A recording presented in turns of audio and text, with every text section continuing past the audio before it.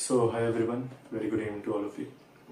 तो last time हमने क्या देखा कि गिटार पे जितने भी नोट्स हैं वो कैसे फाइंड किए जाते हैं और हर नोट को क्या कहते हैं, जितने भी फ्रेट्स है सब पे।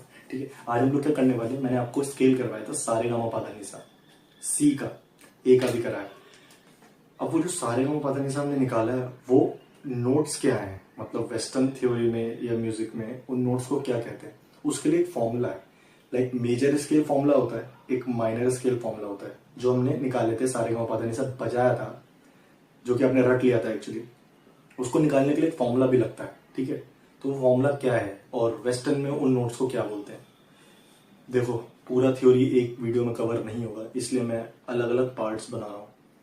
अच्छे से सुनिए, समझिए। एक प्लेलिस्ट मैं क्रिएट करूंगा जिसमें सिर्फ म्यूजिक थ्योरी रहेगी आपकी। ठीक है, तो थोड़ा थोड़ा कवर करते हुए चलेंगे। जहां डाउट हो मैसेज करके पूछें, जरूर पूछें। ठीक है, मैं क्लियर कर दूंगा आपका। अभी क्या करना है, लाइक सी मेजर स्केल कैसे निकला उसका मैं फॉर्मूला आपको बता रहा था। फॉर्मूला है whole step, whole step, half step, whole step, whole step, whole step, half step, 2 whole steps, 1 half step, then 3 whole steps and 1 half step. ये होल स्टेप हाफ स्टेप क्या है? होल स्टेप मतलब पूरा एक note. अगर मैं example ले तो सी, तो सी से डी एक नोट हो गया होल स्टेप। कैसे? सी और डी के बीच में सी शार्प, तो हाफ तो वो हो गया, और सी शार्प से डी हाफ, तो half plus half single note हो गया आपका होल स्टेप। इस वीडियो में भी यही समझिए होल स्टेप हाफ स्टेप क्या होता है।